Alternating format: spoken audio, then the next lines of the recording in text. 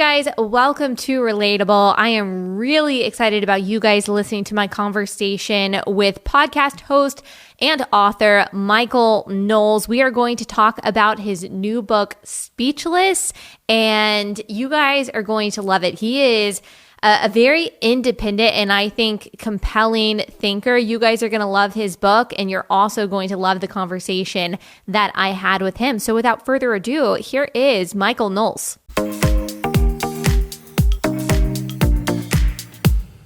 Michael, thank you so much for joining me. We're going to talk about a few things today.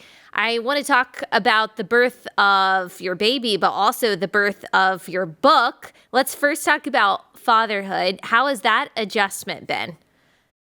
It has been fabulous and shocking, and you can see the under eye bags are proof of my fatherhood. Yes. It's kind of a bit of cosmic sadism, though, or maybe providence, that my book and my baby were both due on the same day. On the same day, wow. And you know, my baby, very punctual, he came right on time. Aww. And so I was, I kind of wish he had waited a day or two, because I was in the room, the delivery room. The nurses must have thought I was the most callous man in the world, because I'm just there, typing away until midnight almost. But baby came out fine, and I think the book came out fine too. So it was nice that they were both delivered on time. So are you getting any sleep? How has the newborn stage been? Anything surprised you? What's it been like?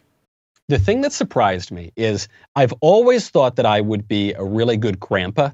I know it's sort of up in the air about being a father, but being a grandpa, I thought, the kid comes over, I slip him a 20, whatever. Yeah. I give him his first cigar. But I thought I would really enjoy fatherhood intellectually. It's sort of the thing that we're geared to do, and not everyone gets to do it. It was a little bit of a rocky road even for us to get there. So I thought intellectually I'd really like it, but emotionally, I don't know. I'm not the most touchy-feely guy in the world, so I didn't think I'd have that.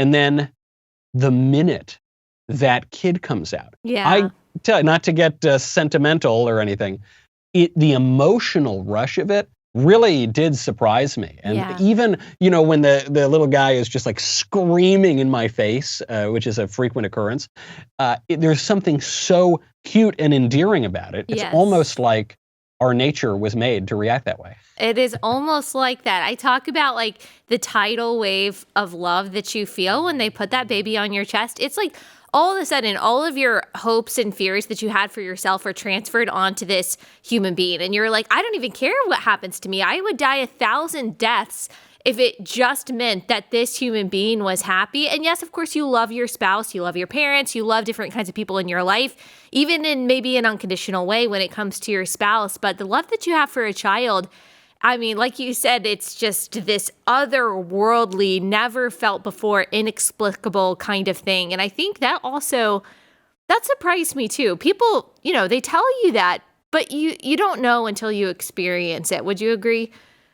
Absolutely. And, on that very point, I was thinking in the final weeks before the baby was due, I said, well, you've got, to my wife, I'd say, you've got the baby coming out. That's the birth that you're giving. And I've got my book that's coming out. Hopefully that's the birth that I'm giving. And not to be too cold about it, but I was spending much more of my time thinking about the book than I was about the baby, and, vice versa for her. And then the minute the kid came out, it was really shocking. I had this sense that, the book just doesn't really matter. Yeah, I think it makes important arguments. I hope it changes the dialogue a little bit and the direction of the conservative movement. But broadly speaking, who gives a damn, compared to the kid, the book is nothing. Yeah.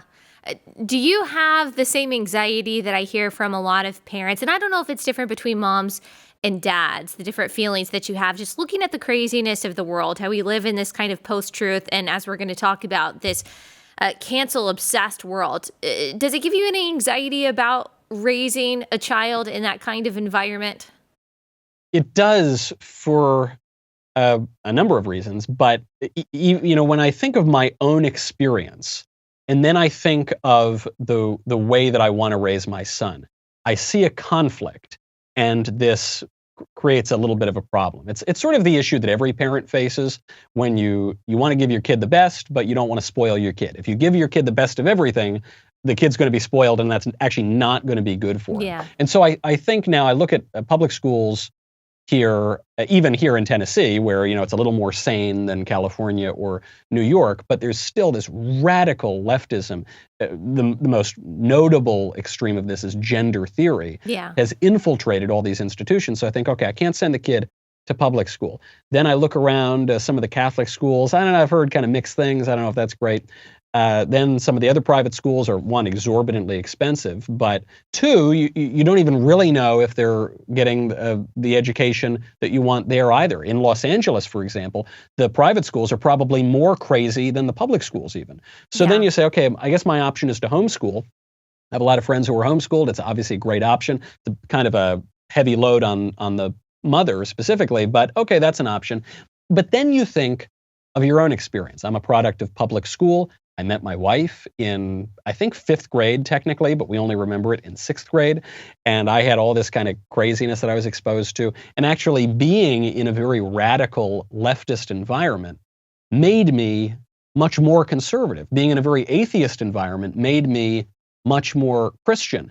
I don't think that that's what happens to everybody, but for a certain kind of contrarian personality, it does. So I think, well, if I could expose my son to the rigors of reality and not shield him from it, he'll probably be stronger for it. But you don't want to expose him to such dangers that it breaks the kid, that it ruins him. And so it's a very, very fraught question. Yeah, I think it is really difficult. And there are a lot of different perspectives. On this podcast, we talk about the dangers or the problems with our public education system a lot. And that's not to say that sending your kid to a private school, Catholic school, Christian school, whatever it is going to guarantee their salvation, is going to guarantee that they have their head screwed on tight. I went to private school, kindergarten through 12th grade, and I graduated with people who, were taught all the same things that I was. We were all taught from a Christian perspective, and yet who are diametrically opposed to what kind of values we were raised with today. So obviously it doesn't guarantee that you stay sane or stay a believer your whole life. But I do worry about sending young kids into battle so early on. I do think that there's a point that you're making that, yes, they're exposed to reality and exposed to other views, and hopefully it toughens them up and prepares them for the real world and being able to defend their faith and their values. But, sending a kindergartner to battle to where they're having to hear 8 hours a day, different definitions of gender and marriage and family and sexuality and morality and a different worldview, and then expecting me to compete against that for the few hours at night that I have with them, that does kind of sound like a losing battle and something that I don't really want to subject my kids to. Of course. I guess I came out of the whole process more conservative and Christian again, not just more Christian, but Christian rather than not being Christian. But that only followed probably a decade in which I was a little bit liberal. I had some dalliances, but moreover, I was an atheist for about 10 years. And I think if I had been catechized in a more robust way, in Christianity, right, and not quite so catechized as I was in secular liberalism, I might have been able to save myself a lot of trouble over those 10 years. All's well that ends well, but that is a hefty price to pay. And the whole point of education is that you shape people. Education is not just even about the book learning that goes into your head, though it's obviously about that, but it's about your behavior, it's about training in the virtue. I think actually sometimes conservatives get confused on this point. They say, we want to educate, not indoctrinate. But the words mean essentially the same thing. They both come from the same root word. Sometimes you'll hear, we want to teach students how to think, not what to think. Yeah. And the thing about that is, you need to know what to think to know how to think. You need to know that 2 + 2 = 4 if you want to know how to think about mathematics. And so, we're very reluctant to use anything that might seem coercive, especially on the right. But, all education is coercive. You're teaching people some things, you're not teaching them other things.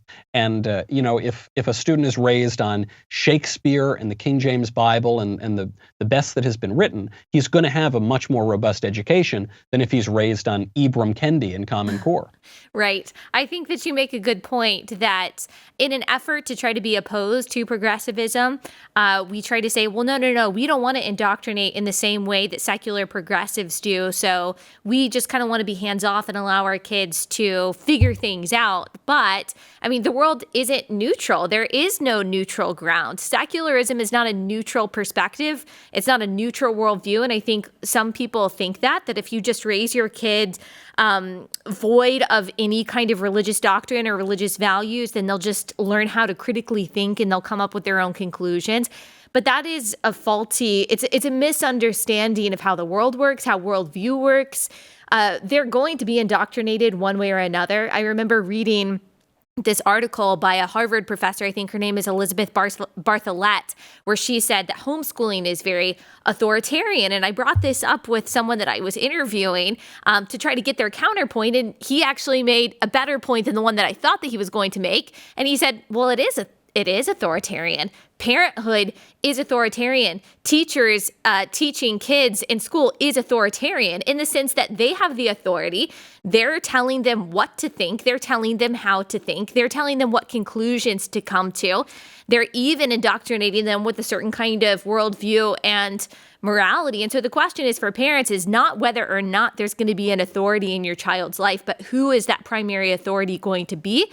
And what is your child going to learn from that authority? So I think you're right. Conservatives need to not be so scared to say, yeah, we are going to also teach what to think in addition to how to think. This is such an important point. I'm so glad you've said it. The classroom is not a democracy. It can't be. The teacher is there to convey information, to educate people, and the students are there to learn. The very liberal, but still smart guy, former president of Yale, Rick Levin, said during a speech once that the truth is arrogant. And it's kind of a modern liberal way to say something that we all know that is true, which is, there is objective reality, and you can't descend into this kind of radical subjectivism.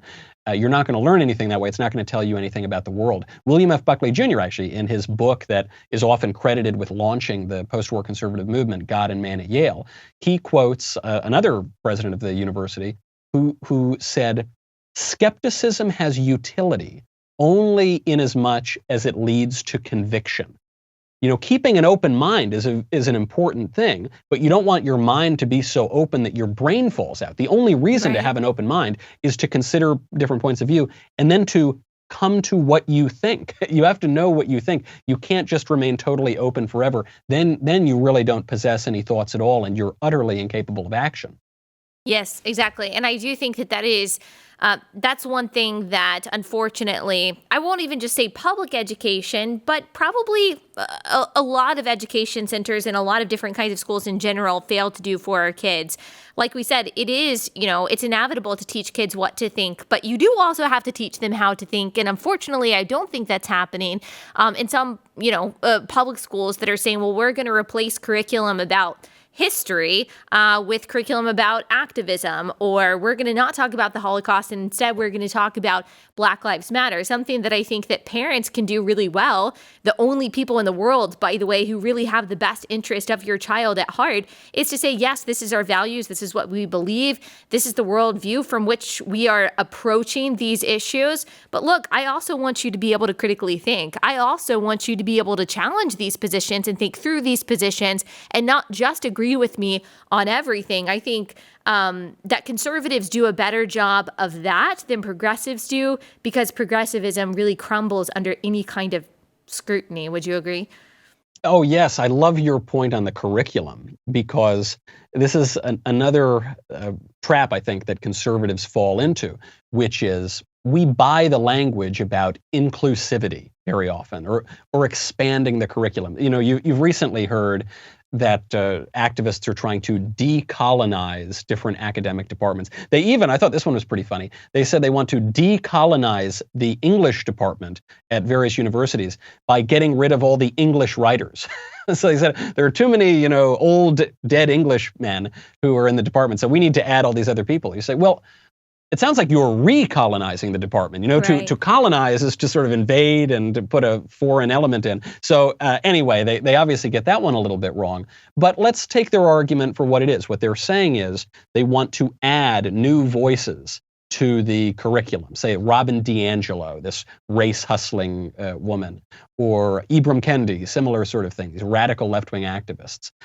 Because there's a limited amount of time, because we live in a finite world, when you include some absolute waste of ink like Robin DiAngelo or Ibram Kendi, you necessarily have to exclude something. Every minute you spend reading Robin DiAngelo is a minute that you can't be spending reading Shakespeare or Right. Chaucer or Wordsworth or whoever. So you've got to make these choices.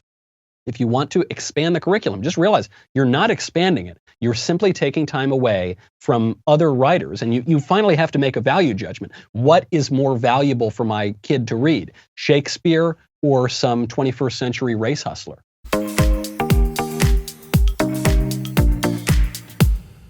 Okay, taking a quick break to tell you guys about one of my favorite sponsors, and that is Annie's Kit Clubs. They've got a subscription box for both boys and girls that keep them engaged with creative craft projects. So they've got two different kinds. They've got the Woodworkers Kit Club, which is a monthly subscription that sends kids real hammer and nails construction kits. So they get a different kind of kit every month, and they get all the tools and all the instructions necessary to make some kind of awesome wooden project. And so if your kids are at the age where they're able to do something like that, then this is a really great option for you.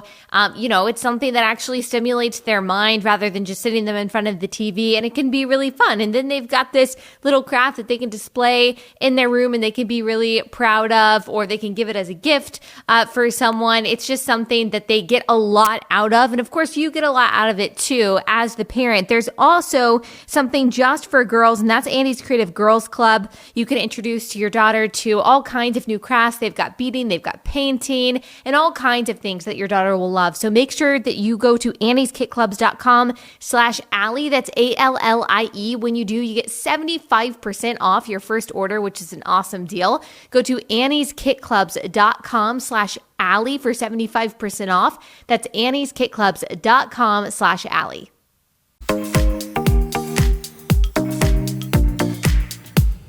Do you think that conservatives should be reading books like White Fragility or How to Be an Anti-Racist, even if it's just for oppo research? Or do you think it's actually better to spend time reading that which is good and right and true and affirming what we believe to be a virtuous value system rather than reading the other side of the argument? My answer is yes. That is my answer. I think you need to have a basic level of understanding of the good, true, beautiful beliefs before you can expose yourself to these other ideas. But I think you should expose yourself to the other ideas. It actually gets back to what you were saying earlier. You don't want to throw a kindergartner into the lion's den, but when someone has sort of formed a little bit more what they think, then I think it's very important to do this. This is actually kind of the point of my book, this book, Speechless, is I want to take seriously the left-wing authors who have pushed political correctness and wokeness and cancel culture and censorship and whatever you want to call it. I don't think the conservatives take those authors seriously. I don't think they read what they have written, and I don't think that they really know what they think. And so I dug into a lot of these very influential leftists who kind of created political correctness. And my main takeaway from it is I actually think that the left, the intellectuals on the left, understand free speech and censorship and culture much better than conservatives do. The left comes to all the wrong conclusions, and what they want to do to our culture is absolutely terrible. But I think they actually understand the problem much better than conservatives do. And part of that, I think, is because we shut ourselves off from taking seriously their arguments. And can you unpack that a little bit more? What do you mean when you say that they understand free speech and these things more than conservatives do? I think political correctness lays a trap for conservatives. There's this strange phenomenon over the past at least 3 or 4 decades that we've noticed political correctness advance. And my contention in the book is it's actually been going on for about 100 years, since about the 1920s. And the trap is this. Any way conservatives react to political correctness, even as they think they're fighting against it, we lose ground, because political correctness is a left-wing campaign, a radical leftist campaign to ruthlessly criticize the prevailing culture and to destroy the traditional moral standards. It exists in a purely negative way to knock down all the old moral standards that we have long cherished. Conservatives react to that in, generally speaking, one of 2 ways. Either they go squishy and they totally give in, and a lot of people do that. You'll hear this in the pronouns. Maybe they'll refer to a man who says he's a woman, maybe they'll start referring to him as her. Maybe they'll go along to get along with some of these cultural issues on marriage or even life, or who knows. So that's one way, is they just give in. The other way they react, though, is they reject standards altogether. So if the left comes in, as they did in the 1960s, and they say, we hate all your traditional social mores when it comes to sex, when it comes to speech, when it comes to behavior, and we're going to get rid of all of them in the name of freedom and liberation. What conservatives have come to do, I think, is say, well, we oppose the new speech codes that you're laying on us. We oppose the new mores and standards that you're pushing on us in the form of political correctness or cancel culture, whatever. So we oppose standards altogether. We oppose censorship altogether. We're free speech absolutists. We think you should be able to do absolutely whatever you want. And the thing about that response is, it gives the left what they wanted in the first place, which is to destroy the traditional moral standards. No matter how conservatives have reacted, the left gets exactly what they want, and political correctness advances. I've noticed that about conservatives as well. There's a couple of things that came to mind when you were speaking. Number one, you talked about becoming squishy on these cultural, social, controversial issues. We're so afraid. We truly are afraid of not just being canceled, but being called bigots. And we say that we're not afraid of that, but we really are, because we start to soften and bend our language or add caveats and qualifications to what we believe, just to try to insulate ourselves for a little bit longer from the rage mob. And what I noticed, even going back to what is so scandalous to talk about now, like the definition of marriage and the government's role in all of that, is that conservatives, and especially Republicans in Congress, were afraid to argue for the traditional definition of marriage on its merits. And it's starting to be the same thing, I think, when it comes to gender. We're talking about it in terms of religious liberty, or we might be talking about it in terms of privacy rights, which are all very important.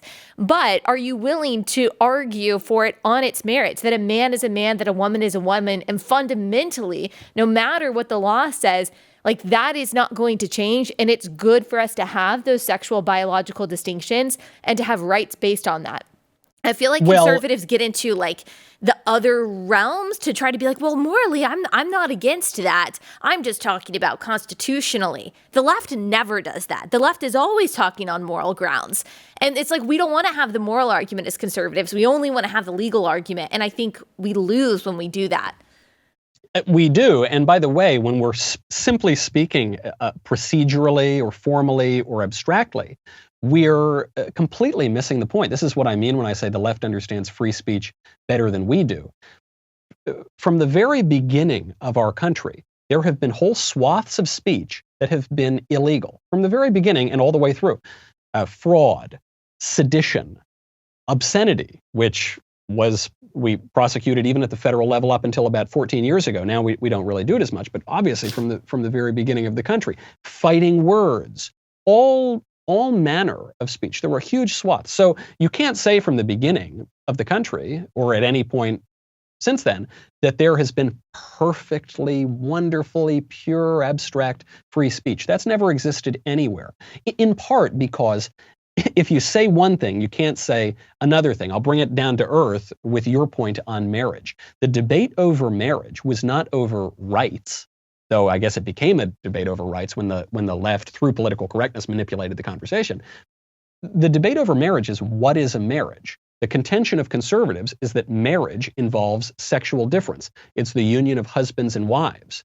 You can no more change the definition of marriage than I can change the definition of my coffee mug. I can call my coffee mug a pineapple, but it doesn't turn it into a tropical fruit.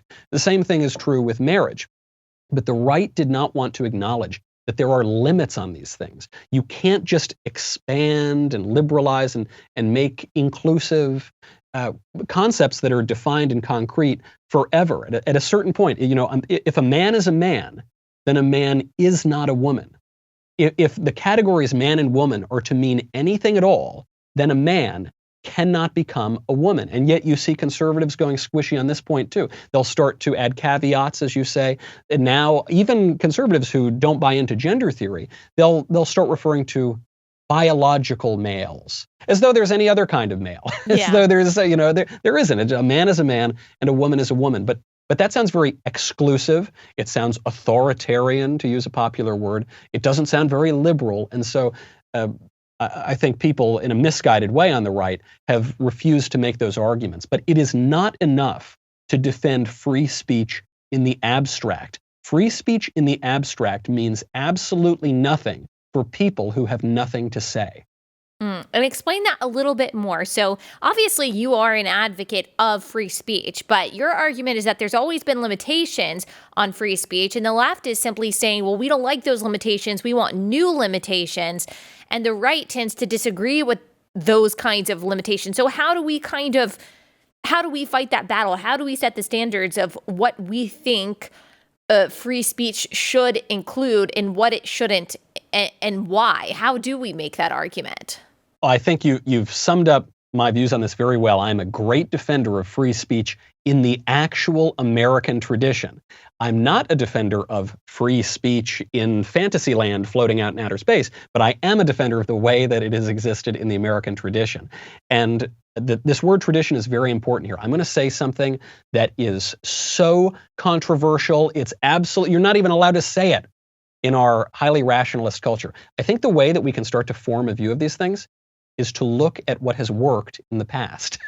You're not allowed to do that anymore. But when you look back at the great defenders of free speech, you'll notice they all wanted limitations. Not just that they wanted, they recognized that all speech regimes necessarily have some limitations, such as the ones we discussed earlier. John Milton wrote Areopagitica. It's considered the greatest defense of free speech in the English language. And in it, he says, we need to tolerate all sorts of speech, except for speech from those Catholics. And now you may agree with this point. I have to sort of push back against it, except even as a Catholic, I understand the point that John Milton was making. These religious wars had been plunging England into absolute madness and bloodbaths and death. And, England could have been on the cusp of losing all sorts of legal protections because order was breaking up. And so he said certain things are simply beyond the pale of our norms. I wish it had been otherwise at the time of Milton, but it wasn't. John Locke, in his letter on toleration, the founder of liberalism, in his letter concerning toleration, talks about how we need to tolerate all these ideas, except for atheists, because atheists don't believe in the transcendent moral order that we do. We can't really reason with them on the same premises that we're reasoning with one another, and so we shouldn't tolerate that. The founding fathers took a similar view of this, and so I suspect the biggest criticism and biggest attack that's going to come on my book is that I'm advocating something that is authoritarian, or the left is going to call it fascist, or it's illiberal. And I just think when you look at the actual history of these ideas, if this book is illiberal, then John Locke is a fascist. John Milton is an authoritarian. But of course, that's not the case. It's that the left has perverted our understanding of free speech and of censorship and of how to get along in society. And sadly, too many conservatives have taken the bait.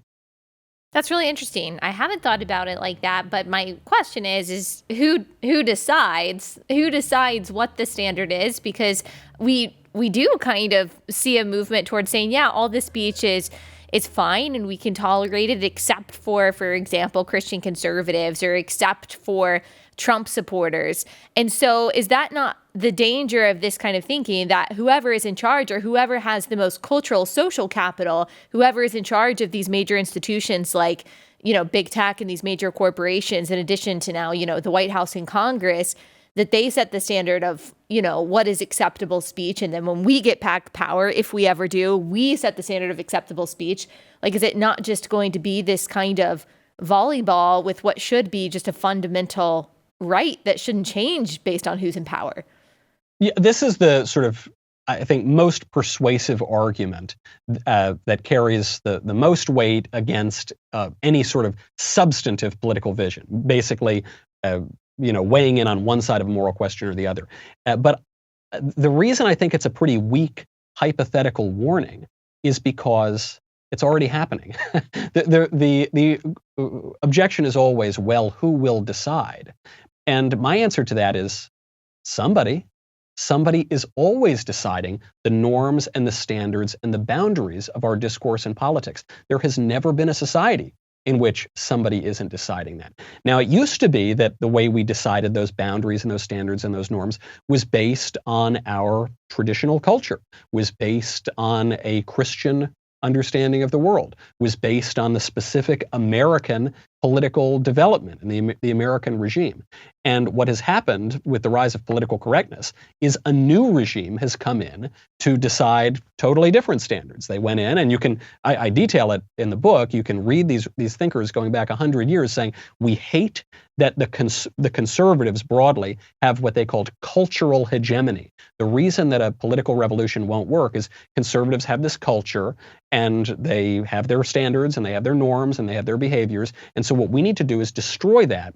And once we institute our own standards, then we can pave the way for a political revolution. And so if as you say, this kind of neutral playing field is not an option, and I'm saying it is not an option. The idea that secular liberalism is neutral is ridiculous. That is purely for the left. So if that's not an option, and the two choices I have are a set of cultural norms and standards decided by radical leftists who want to pump 3-year-olds full of hormones and tell little Johnny he's little Jane, or the traditional Christian and American culture that has served our country very well for a long time, I'm clearly going to choose the latter. The way you can really highlight this distinction is the debate between David French, former writer for National Review, now writes for the Dispatch, and Sohrab Ahmari, who is a writer for the New York Post. And David French referred, and I suspect he might regret this comment now, but he referred to Drag Queen Story Hour, where these transvestites would twerk for toddlers at the public library. He referred to that as a blessing of liberty. And I think the implication here was that if you tell some radical drag queen activists that they can't twerk for toddlers, then they might just as reasonably tell you that you can't go to church. First of all, they already are telling us we can't go to church. That has been maybe the most contentious aspect of the entire COVID lockdown regime, where you could go to the marijuana shop, but you couldn't go to church. But even putting that aside for a second, I like to think that we possess enough reason, faculties of reason and good sense, that we can distinguish between transvestites twerking for toddlers and going to church. I think any way that we can fight back against this politically correct, tyrannical regime is going to require that we trust our moral conscience and we trust our faculties of reason to make distinctions between Drag Queen Story Hour and going to church on Sunday. If we can't do that, then we're just going to keep up. The only other option is to keep up the same losing strategy we've had for decade upon decade. And at that point, we might throw our hands up because it's simply not working.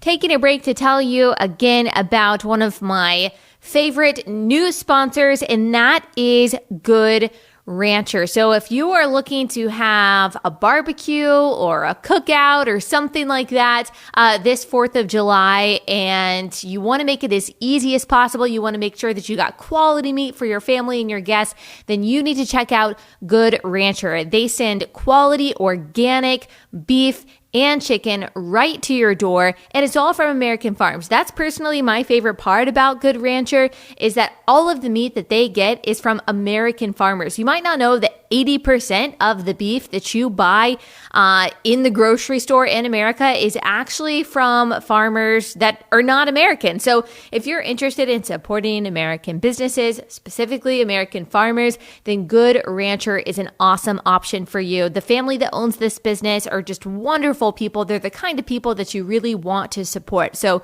you can just buy a one-time order, a one-time box of meat. You pick what kind of, chicken and different kinds of beef and cuts you want. They send it to you in a box on dry ice, all individually wrapped to your front door. Or you can actually subscribe with their family feast bundle. And when you do, you actually save 20% with each purchase. So subscribing, getting that box every month brings the cost per meal down to just $2.38 per meal. So it really is a win all around. High quality meat from a great company supporting American farmers. Go to goodranchers.com/Allie to get $20 off and free express shipping. That's goodranchers.com/Allie. That's goodranchers.com/Allie.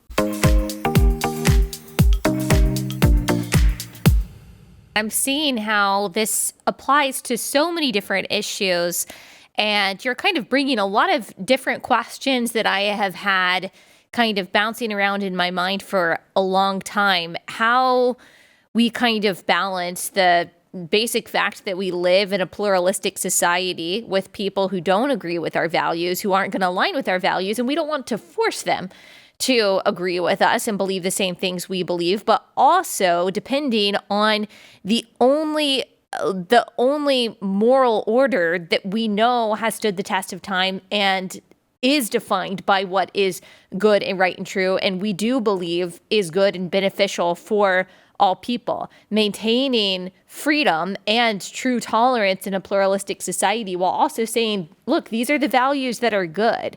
These are the parameters that are good. These are the definitions that are good. The left is doing that. Conservatives seem to not be doing that, which it makes a lot of sense what you're saying, that we're losing that battle because they're talking morality, they're talking values, they're talking principles, they're talking worldview, whereas we're talking in the abstract, and we just keep on moving back and back and back saying, oh, I'm just for everything. Oh, that's all I'm for. I'm just for tolerance. Like, I'm just for, total freedom to do whatever you want. That's all I'm for. That seems to be the conservative line right now. And what you're saying is that, look, that's not going to work. You're bringing a plastic spoon to a knife fight, metaphorically, everyone. Right, and I think that's totally right.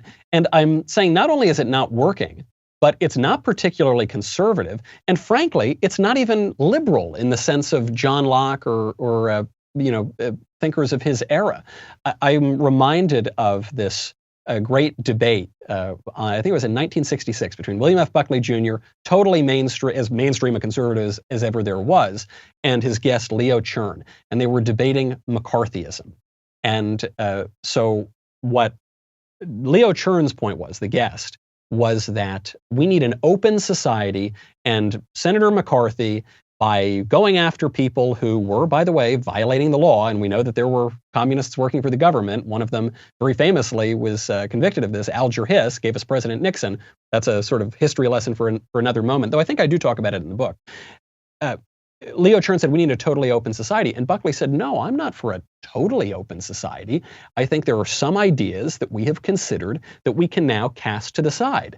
I don't think that a Nazi or a communist who espouses ideas and is seeking to subvert the entire American system, that he's entitled to some broad freedom. I don't think that anybody in our day and age who inveighs against cancel culture, which is a discrete phenomenon, we all see it happening, where conservatives are getting their lives ruined for saying perfectly ordinary things.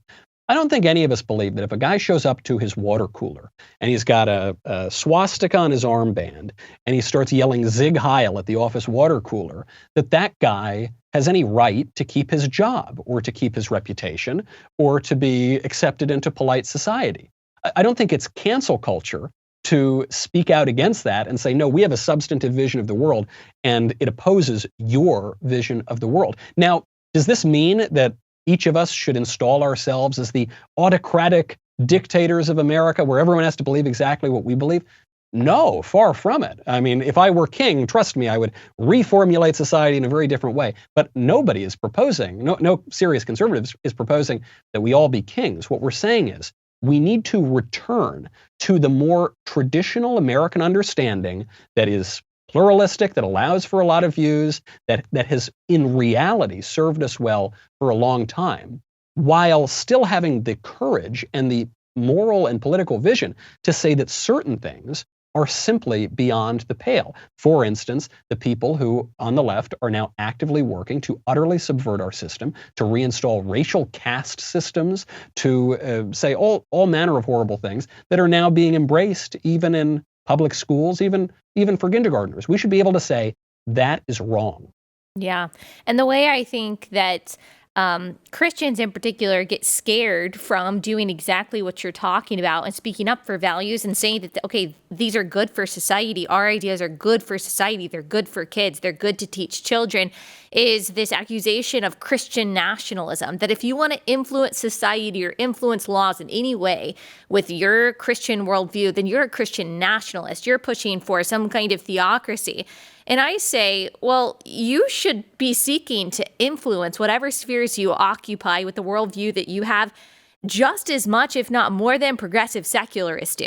Because like we said, that is not a neutral worldview. And they certainly aren't worried about bringing their worldview and their religion or pseudo-religion into the workplace, into the school, into the spheres that they occupy. But as soon as a Christian does it, as soon as a conservative does it, that person is bigoted and invasive and colonizing. And I think Christians just have to kind of roll your eyes at that criticism and continue to remember that you don't check your worldview at the door. You don't have to. You're not obligated to leave your Christianity at home, and actually you're obligated to bring it with you. And I mean, can't believe. Go ahead. I can't believe that anybody would accuse me of being a Christian nationalist when I'm very clearly a Christian imperialist. These are very different things. But to your point, seriously, this is something that conservatives have gotten wrong, and it does tie in with everything that we've been saying, which is you hear this line come up again and again on the right, which is you can't legislate morality. And that is, I think, the silliest statement. It's so perfectly wrong, because not only is it not true that you can't legislate morality, you must always legislate morality. All laws, from capital punishment and abortion all the way down to parking tickets, makes a moral claim, is a compelling action based on an interpretation of the moral order. And so you can't get around that. And just as you say, I think you said it beautifully, what Christians have done is basically cede all of that ground to people who are utterly wrong. The secular left has no problem legislating morality because they understand, I think better than we do, that you necessarily legislate morality. So the question is, what are you going to legislate? You know, I'm beginning my understanding of politics with the assumption that people, generally speaking, can separate right from wrong. If we can't do that, if we can't rely even on our ability to separate right from wrong, then it's preposterous to have a system of criminal justice. We have no access to justice. If you can't separate right from wrong, you can't pass a single law. You certainly shouldn't enforce a law. You can't get along in society at all. I think we need to have the courage and the confidence to say, no, you know, we do have a moral conscience. We do have faculties of reason, and we can actually look to our forebears in this country and even further back to get a general idea of what has worked and maybe take some wisdom from them, and to be able to exercise our own understanding of that moral order. Otherwise, what are we even doing here in politics? Yes. Well, I hope that people catch on to these ideas, because I think there's a lot of cowardly conservatives who don't want to accept everything that you've just said. But You're right. We're going to continue to cede ground. We're going to continue to lose ground if we don't have the same understanding of morality and moral order and law and speech that the left does. Obviously, like you said, coming to different conclusions, but we need to have the same kind of understanding and seriousness that they have when it comes to these issues. Okay, can you remind everyone what day your book is coming out, what your book is called, where they can get it, all that good stuff? Absolutely. The book is called Speechless. I figured that the only way to follow my first bestseller, which was A Book Without Words, is a book called Speechless, which is entirely about words. So you can get that Speechless, Controlling Words, Controlling Minds. It is available for pre-order. The book is coming out June 22nd. I do fear, as some of my friends' more provocative conservative books have been taken off of the internet, I do fear we might get canceled as well. But you can pre-order it right now, so I would encourage you to do that. It's available Amazon, Barnes & Noble, Target, all over the place. And I hope that people will read it. It took a lot longer to write than my first book did. Oh, but that's so weird. I know, the first book, which was entirely blank, called Reasons to Vote for Democrats, that took my whole life to research, but it took about 15 seconds to write. Yes. And this one obviously took a little bit longer, but I hope worth it. I hope it does wake conservatives up from what I think has been a totally losing strategy to fight what is probably the greatest threat to our national future, which is this total control over our culture, control over our politics, which comes from at the most basic level, a control over our language. Is the title purposely ironic that this book is entitled Speechless and yet it has lots of speech in it, and your last book had no speech in it? Is there supposed to be some irony in there, or did I just point that out? Entirely coincidental, I'm sure. There's no relation could there be. I figured one thing I loved about the topic of political correctness is it's naturally just a very funny topic. When you start referring to criminals as justice-involved persons and all this sort of crazy lingo, it's just a funny topic. So I decided I might have a little fun with the title as well. Well, that is wonderful. I can't wait to read it. I'm super excited. Everyone can watch your show on YouTube, on your YouTube channel. They can listen to The Michael Knowles Show wherever they get their podcast, correct? Absolutely. Thank you, Allie. It's so good to be with you as always. Thank you so much.